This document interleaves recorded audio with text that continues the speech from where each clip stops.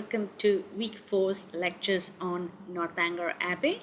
In today's session, I'm going to talk about parodying the Gothic villain.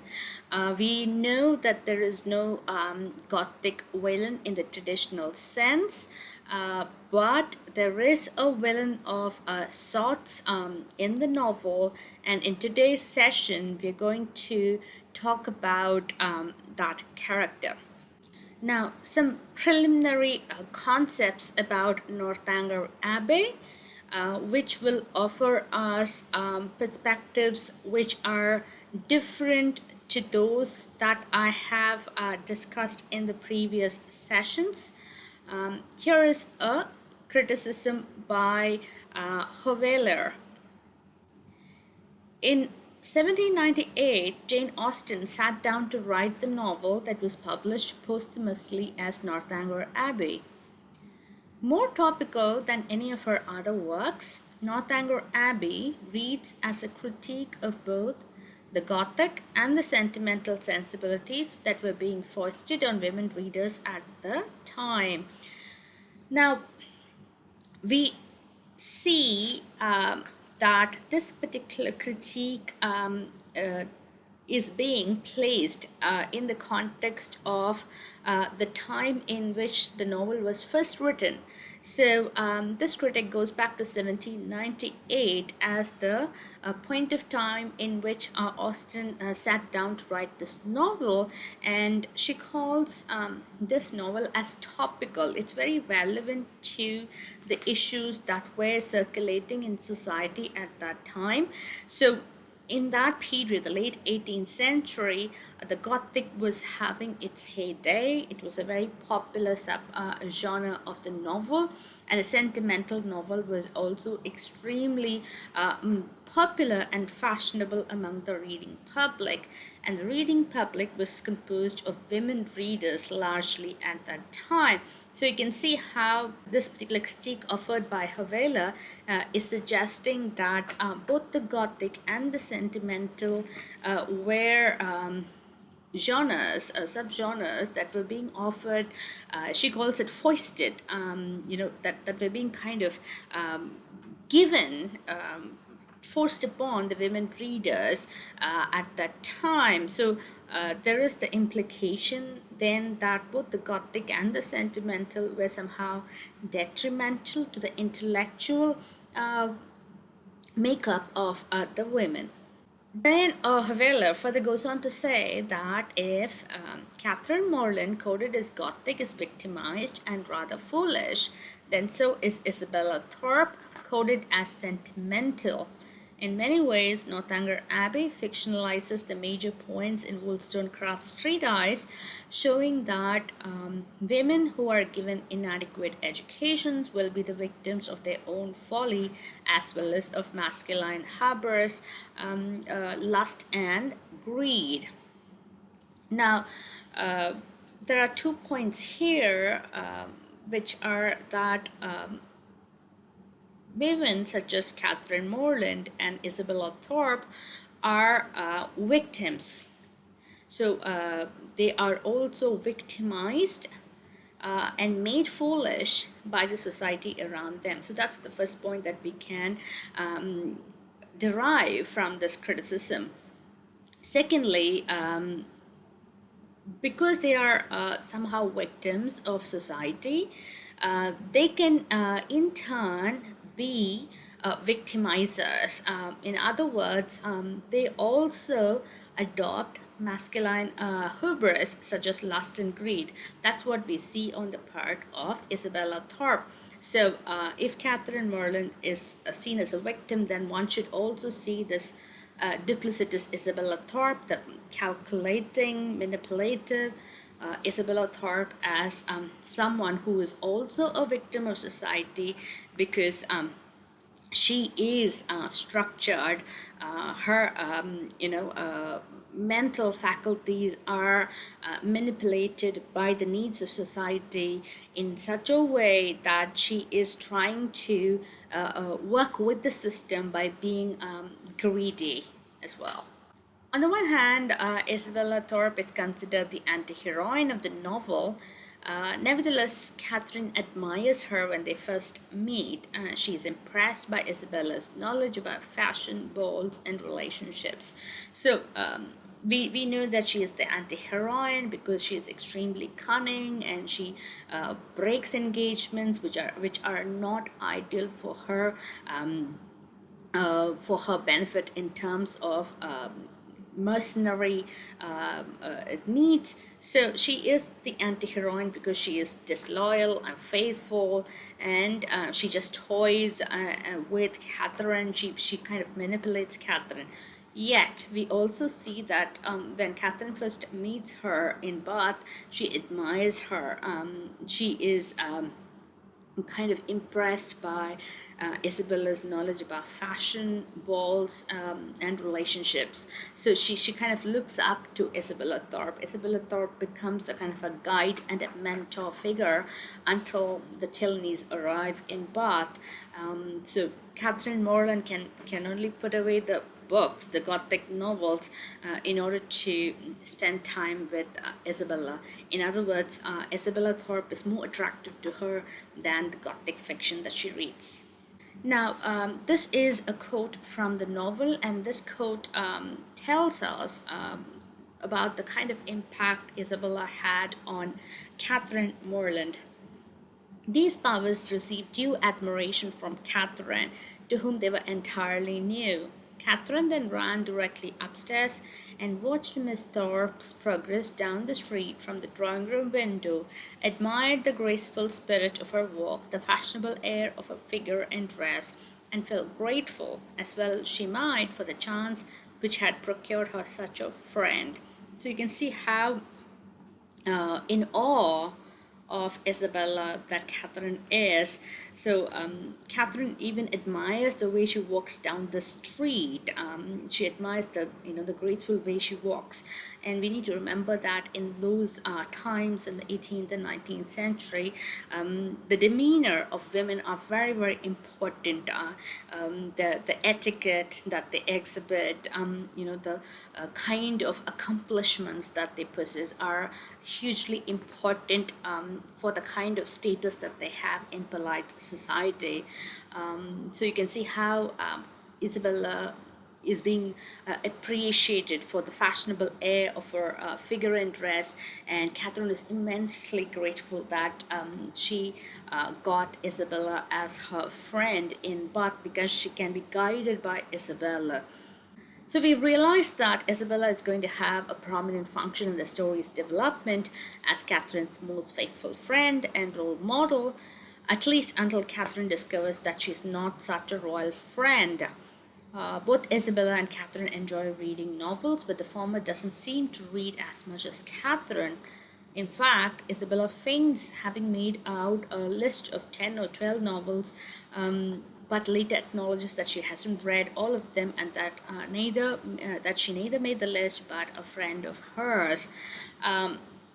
You can see the fraudulent nature of Isabella Thorpe kind of slowly emerge from this incident of novel reading. So she makes out a list of Gothic fiction for the benefit of Catherine Morland, but then we realize that she hasn't read these novels, but she just made the list for the benefit of Catherine. And we also saw how it was important for fashionable women to have read all these fashionable novels. So Gothic fiction is part of polite society in this way, and Isabella Thorpe is somehow an outsider. That's the impression that we get from the way she kind of wants to be part of fashionable society, but she's not really part of it. Catherine does read all the novels, but Isabella Thorpe, who is so fashionable, doesn't do it, doesn't read all these novels. So she is a kind of an interloper figure in some sense. Now, John Thorpe is the brother of Isabella Thorpe, and his characterization is very significant to our understanding of the Gothic nature of this particular novel, Northanger Abbey. So, Thorpe's characterization is quite typical of Gothic fiction, the man who often persecutes the heroine and endangers her safety. For example, when he forces Catherine to stay in the carriage, though she was asking him to stop and let her go. Here, Austen parodies the figure of the Gothic villain. So, Gothic villain is the kind of subtext that is given to John Thorpe. John Thorpe is interested in Catherine Morland. He has romantic notions towards her, primarily because he thinks that Catherine Morland is rich and he will get a lot of money if he marries her. When he is on the process of this courtship, we see him endangering her safety and going against her wishes too.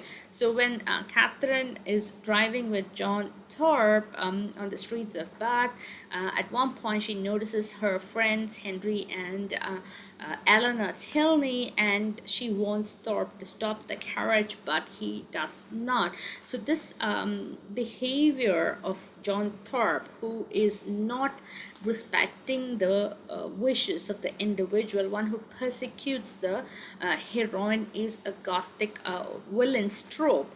And this is something that Austen gives John Thorpe to make show that she is criticizing such characters. So while there is a parody going on in relation to John Thorpe, the way he kind of bumbles around this novel, his vulgar language, his pretense, his bravado, all these, even though make him appear as a comic character, there is a seriousness to his character as well. He is on the verge of threatening the happiness and safety of Catherine Morland. So, from the very beginning, John Thorpe is depicted as egocentric, conceited, arrogant, and ill mannered. He just talks about his horses, and his main interests are carriages and money. In fact, greed is considered one of the main elements of the novel. Ambition contributes to the most important events of the novel, in which characters are moved by avarice. So, you can see how John Thorpe becomes an important character in the novel because he embodies all the characteristics which are detrimental to the happiness of individuals. He is arrogant, he doesn't have good manners, he is bombastic, he is selfish, self-centered, egocentric, and he's obsessed by his interests, which are horses and carriages and money, of course. So when he is interested in Catherine Morland, he's interested because he really believes that she is going to be the heir to the wealthy Allens, the companions who are taking Catherine Morland on this trip to Bath with them. So, avarice, the greed of society, is criticized in this novel through two characters. One is General Tilney, whom we discussed in the previous lectures, and the other is John Thorpe, the brother of Isabella.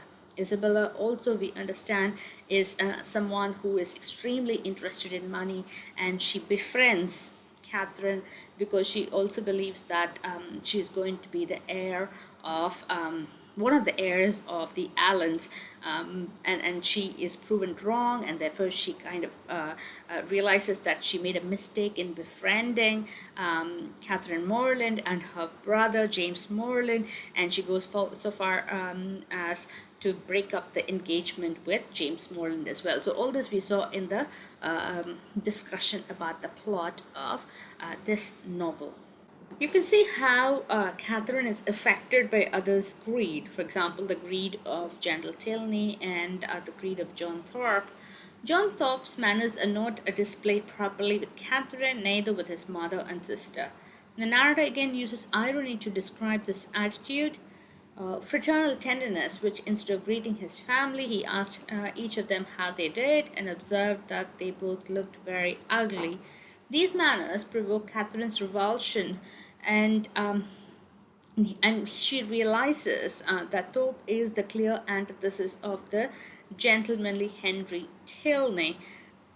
You can see how vulgar and improper John Thorpe is through his behavior with his family and friends, and all these characteristics make him extremely unappealing to Catherine, and she contrasts his behavior with that of Henry Tilney, who comes off as extremely gentlemanly. On the occasion when persuaded by Isabella, James Morland, John Thorpe, and Catherine take a trip, James Morland and Isabella Thorpe are left on their own while Catherine has to bear the impertinence of John Thorpe. He exhibits his arrogance and his obsession with wealth at all time, but mostly when he asks Catherine about Mr. Allen's wealth.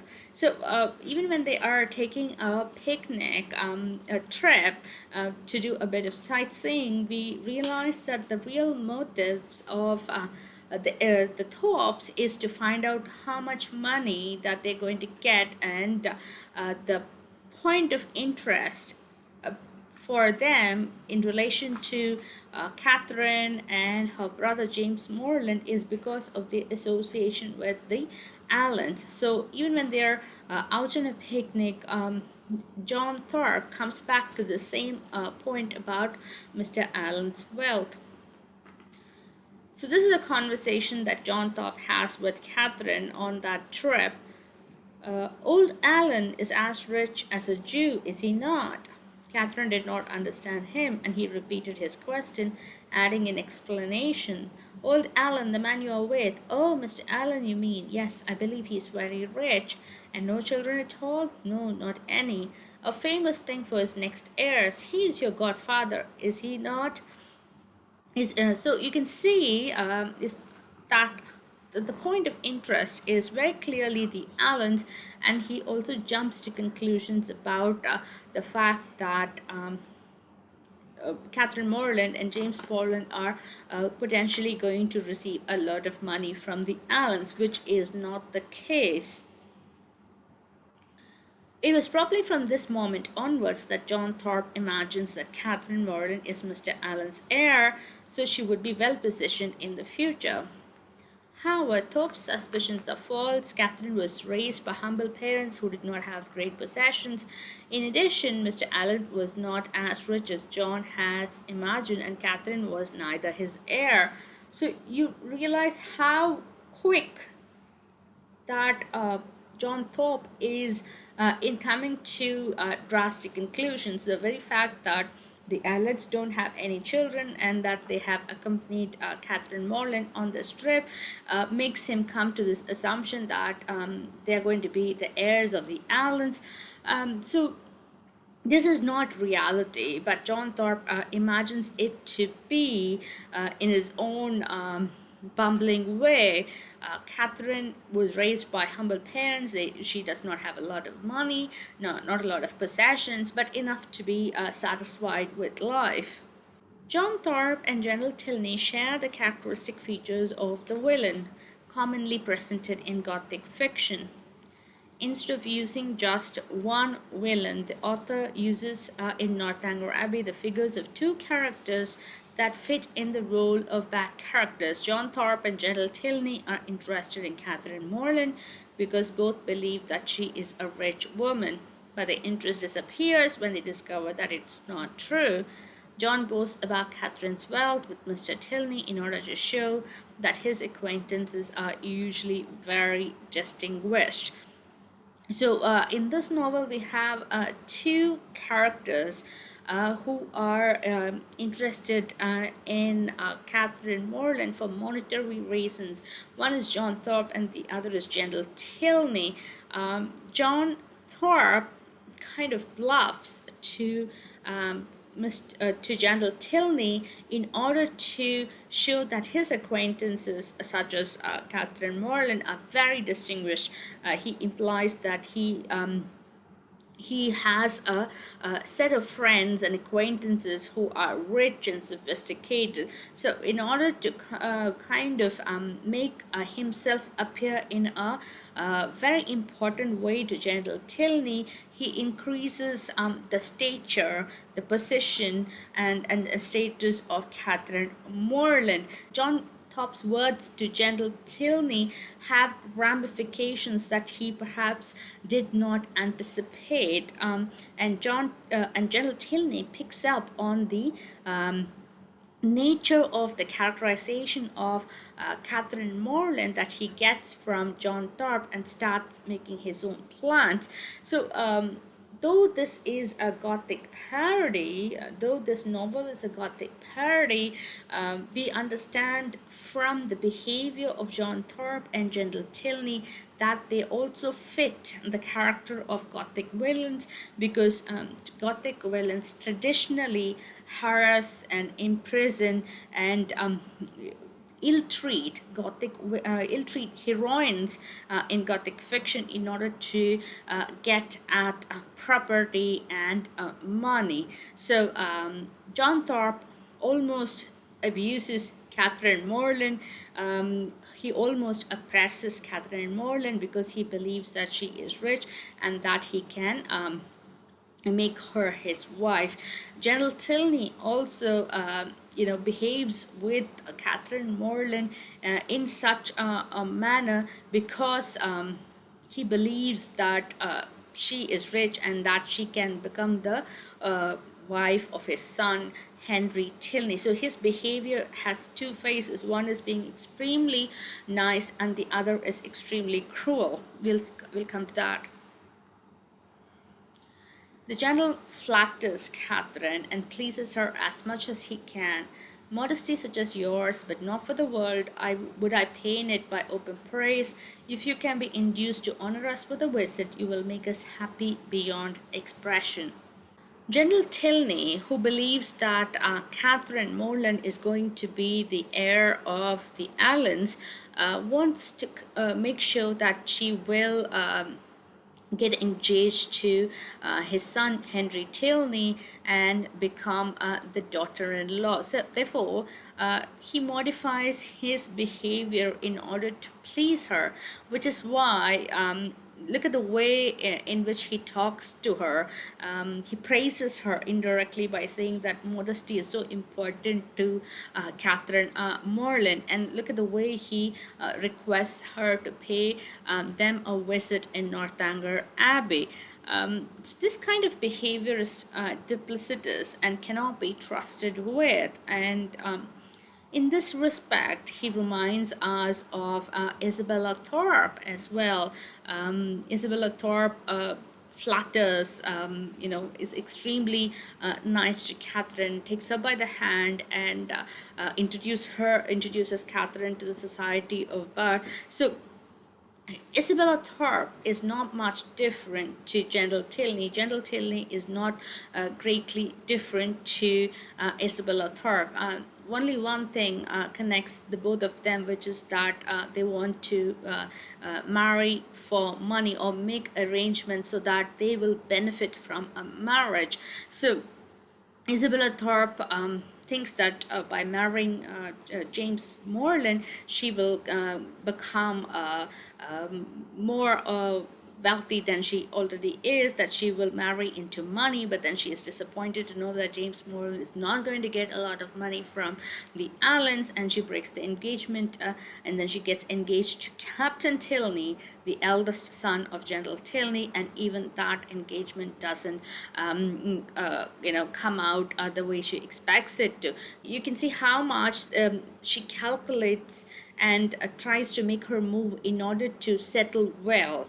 And the same thing can be seen in the behavior of John Thorpe. He wants to marry Catherine because he thinks he can settle well by marrying her. And then General Tilney likewise thinks that if his second son, Henry Tilney, marries Catherine Morland, then he will also come into a lot of money. It'll be a sophisticated, proper wedding for his son. So everybody designs certain things in their life based on the end point of money, based on what they would get out of it ultimately in monetary terms. And General Tilney, when he realizes again through John Thorpe that Catherine is not going to get a lot of money, he becomes extremely displeased with her, and he unceremoniously asks Catherine Morland to leave Northanger Abbey. So how do we see this? This world is as much of a nightmare to young women who want to marry well, who want to kind of not be shut out of a particular class position.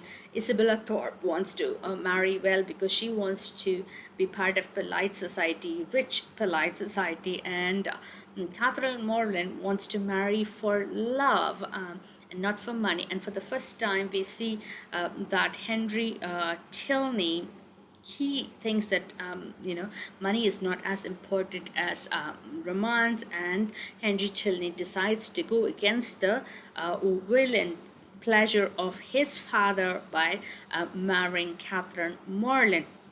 So this world is not much different from the world of the serious Gothic fiction. In serious Gothic fiction, we have men marry for money, we have men imprisoning women for money, and likewise here in this novel, women are cornered because of mercenary monetary reasons. So this is a novel which seems to parody the Gothic novel, but we also realize that perhaps there is not a parody in it. There is also a kind of an imitation of the Gothic formulas in a domestic setup, in a polite society, in Regency England, and that kind of imitation is a different kind of Gothic. One can call it a domestic Gothic, of the British Gothic as well. The secondary characters in this novel are quite important in understanding the nature of the world in which this novel is set. So the subplot with Isabella Thorpe and John Thorpe is kind of mirroring the world of the Tilneys in a different way. We have Henry Tilney, Eleanor Tilney, who are being controlled by General Tilney. So both that world and the world of the Thorpes are shaken up.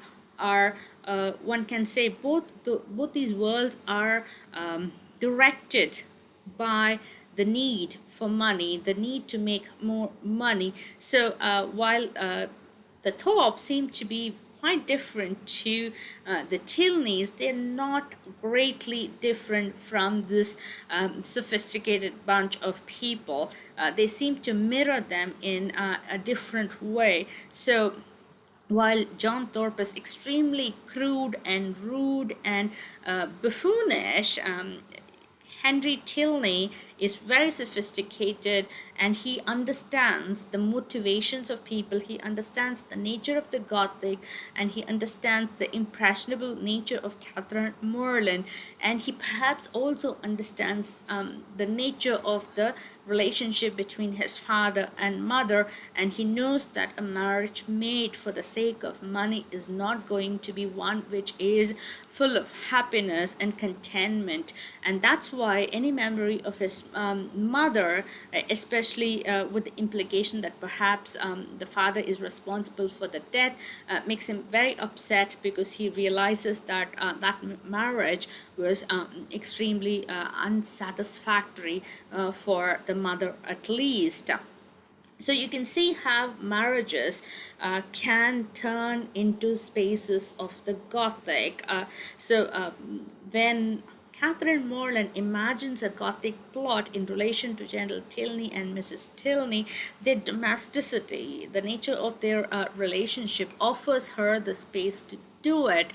Their world, including the Abbey, the nature and structure of the Abbey, and the character of General Tilney, is kind of leading her to imagine a nightmarish scenario. So what you can see is Gentle-Tilney's nature is kind of leading Catherine to come up with Gothic plots, but there are also other less horrible plots, perhaps, but there are other similar plots that can be constructed in relation to Isabella Thorpe and John Thorpe, the two characters who have a lot of control over Catherine Morland for certain period in her life in Bath.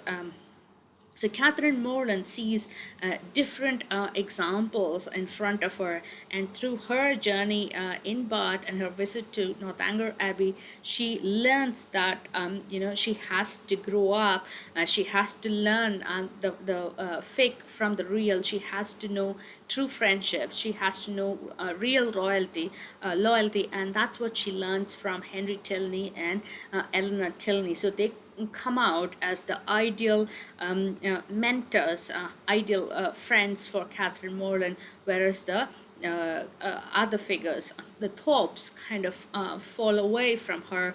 They've and Catherine realizes that they are not ideal mentors for her in this polite society. Thank you for watching. I'll continue in the next session.